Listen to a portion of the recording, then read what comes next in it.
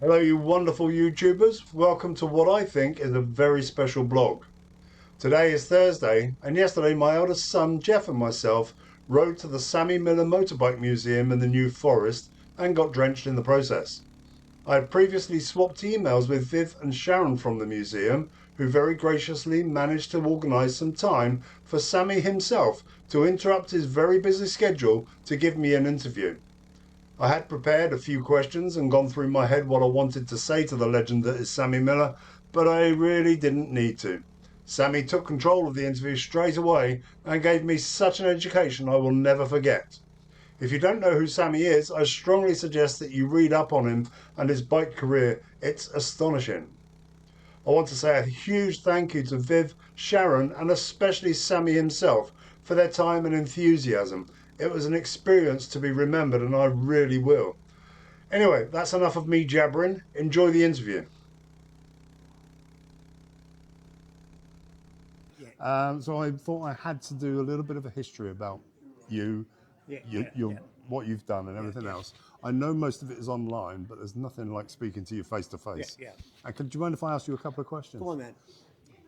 You've got so many trophies up there. You've got over 1,200 wins. I mean, that's incredible. Well, there's only 1,400. That'll stop you counting. 1,400. Wow. Yeah. Sorry, the internet's a bit behind then. Two questions about those trophies. Which one was the hardest one to earn? Never been asked that before, but they're all probably winning the Northwest 200, beating Mike Hillwood. Yeah. On that bike there, the NSU. Oh, yes, I saw that. Yeah. That was in 1957. And which one was probably the most enjoyable? Beating him. Really? Not many people could say they beat Mike Hillwood on an equal bike. Yeah. That's cool. It's an amazing museum. It really is. But it's a hobby gone mad. it is, isn't it? And I was going to say, what inspired you to do it? Just love motorbikes. Been playing motorbikes since I was 15. Yeah. I'm still playing motorbikes. Your bike, your original bike, your first bike is in here, isn't it? Yeah. We saw it. I took a look at it earlier on. Built that when I was a lad. Yeah, amazing. Won my first championship on it. I know you obviously learned just by doing, didn't you? Yeah, absolutely. Yeah. At the time, I didn't like doing it because my mates were all on new stuff, and I was building my own bike. Well, that's the best way, isn't it? But I was learning. But at that time, I was really sick because they had better gear and track than I. Yeah, I have a Royal Enfield Classic 350, and it's so easy to get the spanners in and everything. Yeah, you can't help but do stuff yourself. Sharon, close the door. Yeah. My brother-in-law asked me to ask you a question. Yes. The question is, if you hadn't have got into all this, what would you have done with your life? Is there anything Never else? thought of anything else. No. When I was a boy at school, at 8 or 9 years old, I dreamt of racing motorcycles and doing motorcycles and set heights, and that's been my life ambition. Fantastic. And, being born in Belfast, all the Norton factory bikes were built there, and the great Joe Craig, Artie Bell, the McCandless brothers, Nicholson. It was a haven of motorcycle greats, and all the 100-mile road races we used to go and watch, and Fabulous. It was really fortunate to be born in Belfast at that particular time. Yeah, I need to skip If across you go in the Norton Hall there, you'll see most of the experimental Nortons were made in Belfast. Yeah. You don't know that, did you? No, no, I didn't actually. But coming from Belfast, the Isle of Man just across the water. Well, absolutely, you could see it from the Isle of Man. What did you think of the TT circuit? So you've done the race, haven't you? Well, yeah, nearly won it once, right up until the last corner when the gearbox let go. But on the Mondial around the corner, that I was third in the World Championship with. Perhaps you should come and have a look at Yes, absolutely, love to. The Mondial. This is my NSU. That's some of the successes it had on that bike. This is my World Championship Mondial, third in the World Championship in 1957. If you notice, they are full fairing, right? Yeah. So why, has the rest of them not got full fairings, and this has got full fairings? So why do you think that is? Well, obviously aerodynamics. No. Why? Why? because they were banned in 57 because they were dangerous, because side winds literally blew riders off the circuits. These are all pre-57? Those are post 57. Oh, post-57. Yeah. Fairing, like the V8 Motor Guzzi and the Gilera, all. Yeah. That was until up to 57. And then the FIM banned them because of the danger. So then to do the Dolphin fairing, which is exposed front wheel. But these are boyhood's dream of my collection. These are all the bikes I rode or raced. What kind of speeds were you getting up on this? That's about 135. At that point, you're just hanging on, aren't you? Yes. When in doubt, flat out. Yeah. Oh, that's brilliant. So this is probably the greatest racing collection in the world. Yeah. Bikes from all over the world. And, Absolutely, yeah. World Championship winning bikes. First bike, the Porcupine, first bike to win a World Championship, introduced in 1949 with the great Les Graham. This is it here. You have a look at it, and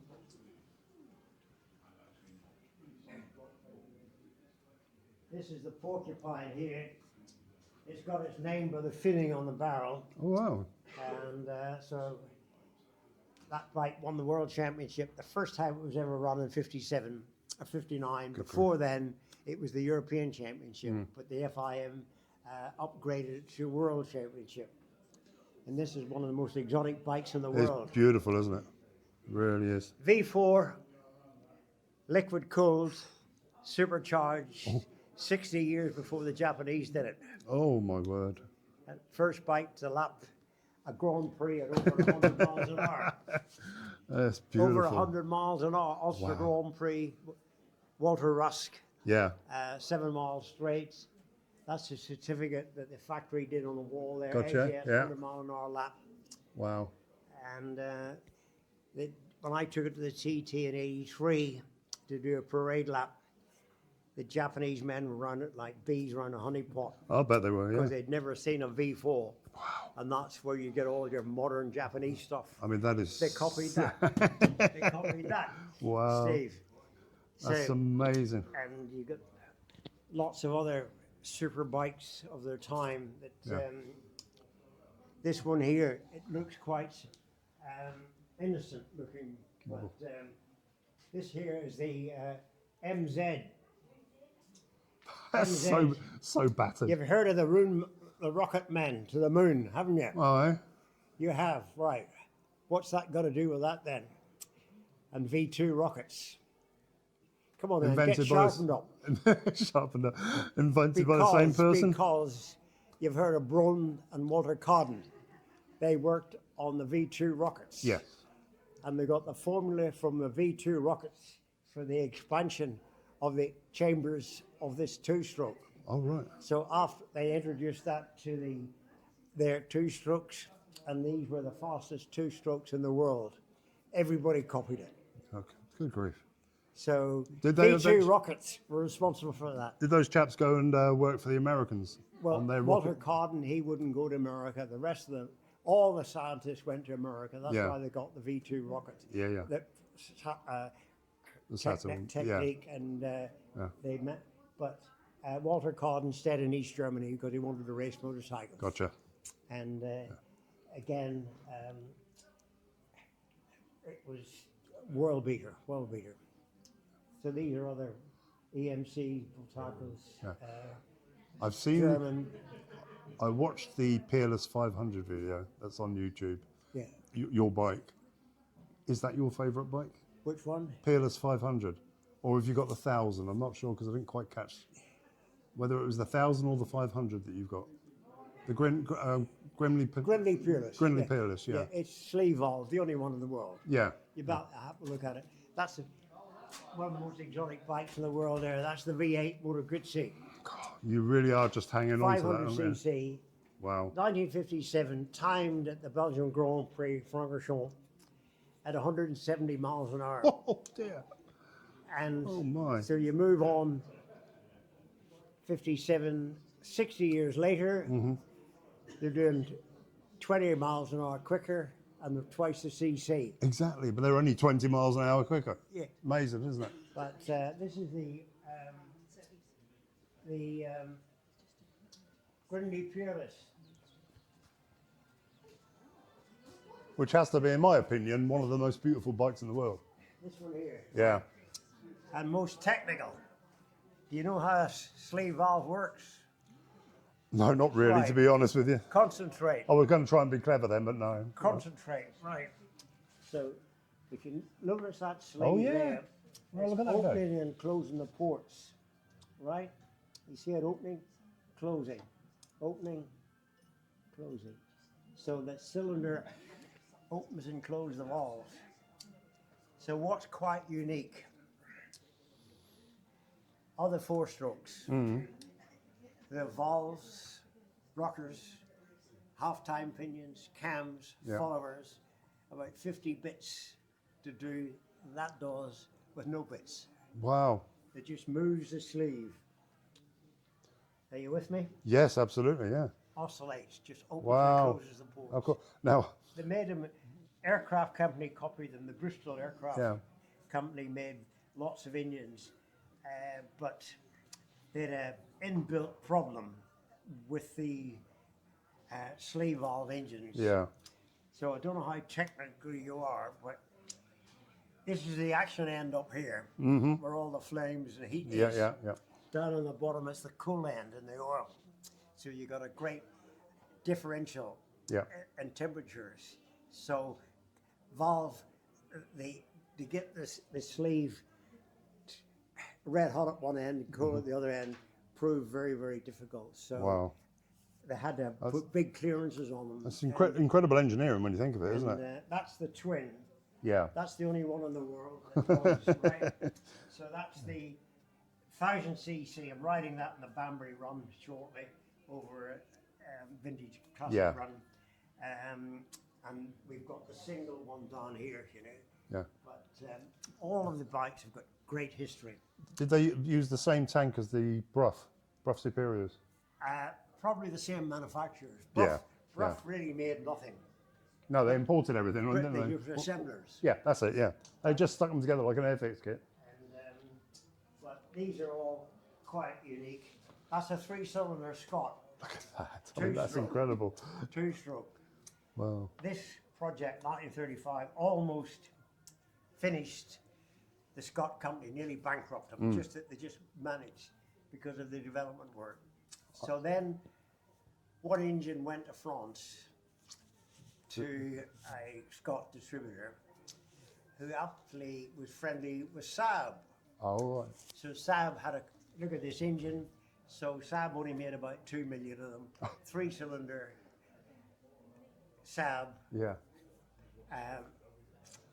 all their rally cars, 1000 cc, 2-stroke Wow. rocket ship. And even got worse. Wartburg, East Germany. Right. 3-cylinder 2-stroke engines, copy of that. Wow. How many did they sell? Oh, millions, I will. Yeah. Yeah, yeah. So poor Scott did all the work, all the design. And then everyone else took the credit for it. Everybody else made the money. Yeah. So, but That's an there you go. incredible machine, isn't it? I did a history on Scott as well, and when I said, I asked my viewers to say what company would you like me to do a history on, Yeah. and someone wrote back. I said, I'm the great niece of Scott. Oh, yeah, Alfred Scott. Yeah, of Alfred You Scott. are, Would yeah. you please do? And the Scott trial. Yeah. But Miller won about 8 times in the trot. Yeah. Yep. And I love the way you refer to yourself as Miller. and What you're standing next to here is Triumph's biggest disaster. oh, really? Why? Is that because of the Why? casing? Why? It just looks ugly. No. Come on, get sharpened up a bit. 1956, Yeah. twin 2-stroke. Right. 40 years, 30 years before the Japanese, yes? The great Edward Turner didn't like 2-strokes. Oh, right. So he just scrapped it. Gotcha. Instead of getting a start on the Japs. And he had probably a 20-year lead on them. And how many 2-stroke twins did Japan make? Oh, God knows how many. millions. Yes, absolutely, yeah, yeah. So that's British management. But when, as you say, 20 years before the Japs came into Yeah, view, yeah. sort of thing, they weren't considered a threat then, were they? No, he laughed at him. Exactly, yeah. So yeah, he's laughing on the other side of his face now, so to speak. Absolutely, You know. absolutely. But anyway, that's a single Grinley. That runs in the Bruff Superior. You all know the Bruff Superior. Yeah, absolutely, yeah. That's the 1000cc, and this one here is the baby, the 680 Bruff Superior. Lawrence of Arabia, all the great Pendine racers, Brooklands racers. Always considered to be the most expensive bikes at their time. And still are. Yeah, yeah. Unfortunately, lots of men with money invest in Bruffs. Yeah. And It just means keeps that going up. The price is crazy. You can't deny yeah. their beauty, but at the same time, Yeah. you got to wonder if it's worth the money they're paying for And them. this is my favourite hall in Norton. Well, I took a long time walking around here. I tell you. These are all the experimental Nortons. Yeah. Made in Belfast. Norton Nealer, the low boy, the F Norton. And this is the great man himself, James Lansdowne Norton. You can see what age he was when he died. 56. Not old. Didn't he do a lot in his time? Didn't he just? Yeah. So that was possibly his bike. Bob Collier, a friend of mine, when I worked at Ariel, Bob Collier worked at Norton's and we rode trials together. He was in the development shop and I was in the comp shop at Ariel's. And when Norton's were bought out by AMC and everything was being closed down at Brisbridge Street, he salvaged lots of these bikes from the scrap heap, including prototype side valve Dominator. He salvaged this one here, the remains of that one. And this one is quite unique. A Birmingham registration. It lived in the reception area at Brisbridge Street at the factory. Right. And we think that they say it belonged to James Lansdowne Norton himself. It was his personal bike. Wow. That they kept. But we're desperate to try and find a photograph of him with it, yeah. with that number on it. Yeah. So quite tricky. That's a Speedway Norton, which is quite rare as hen's teeth. And I remember one of my teachers, my woodwork teacher, had a Norton Commando back in 72. Yeah. Well, another great British disaster. If you look at this Norton here, that's 1951, made in Belfast. Featherbed frame, modern styling, all this modern, futuristic, beautiful styling, featherbed frame, Norton. And in actual fact, what you're standing on here, when I was a young boy coming home from school, we used to stop at Artie Bell McCandless's shop. And this used to stand outside his shop. 4-cylinder Norton, 1949, 50. And if you look at that there, it's that chassis there. It is, with a isn't different it? engine. Yeah, and I was just thinking about the engine then. And the engine they used was a 500 Fiat Yep. car engine. And so we're almost contemplating getting a Fiat car engine. And putting it in there. Put in that, which would be a far bit more history, you know. Yeah, just to make it look more like that photograph. So, But that's going to be a bit of a task for you. brave men turn pale and others flee to the woods. Oops. And the only thing in our workshop is you cannot use the word cannot. Good. You cannot use that word, it's not allowed. I've got one last question for you. Yeah. Out of all these bikes, Yeah. have you had a hand in every restoration? Yes. Wow. That's And incredible. there's only 5 of them that don't work. Yes, the lady at the reception One of desk. them is the wooden one. Yeah. But there's nothing more rewarding. There's nothing more rewarding in life when you rebuild something like the Norton Nealer, Yep. and then you can take it to Mallory Park and race it for the people. And it broke at Norton area. It broke 60 world records. Wow. This bike here, touch it. 60 world records. That's it. The photograph on the wall up there at Yeah. the Monleary banking, Wow. right? This one, bottom right hand corner. That's it. That one there, right? And you better take a photograph of that, because when Miller went to Monleary to do demos, there's Miller on the bike, same banking, but not going for world records. Wow. So Incredible. there you go, Sam. Your achievements are absolutely incredible. They really are. Nothing. Not just your racing career, but this and everything else. How many people can say they've achieved what you've achieved? You never look back. You should always look Oh, forward. absolutely, I don't but- look back. but, It's what's going to happen next week. Well, that is the, yeah, there is that. There is Yes. that. So there you go, Steve, and some of the trophies up there. I know. I mean, I'm just gobsmacked at the big lion of the wall. Yeah, I'm lucky. Thousands of them. I'm lucky to be able to. Lots of riders just put their trophies up in the roof space, you know. But Yeah, no. fortunately, it'd be difficulty getting a wall long enough in the place to put them on display. But it's nice. It is incredible. Nice It to see really them. is. And that's photographs at Goodwood when one of the Festival of Speed or revival meetings, you know. Yeah. We like all our engines, you know, all the different desmodromic, sleeve valve, camshaft, rotary valves, all those are very, very technical, you know. Amazing. Absolutely amazing. But it's good for history. It's good for, Absolutely. It's good for motorcycling to keep it all together. Yeah. I think you've knocked Bewley out of the water, really. Pardon? Yeah, Bewley, swear word.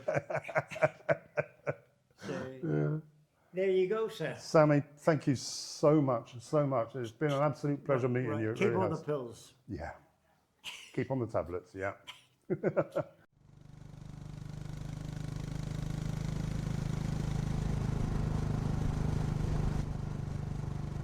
Well, there you go, my interview with the legend that is Sammy Miller.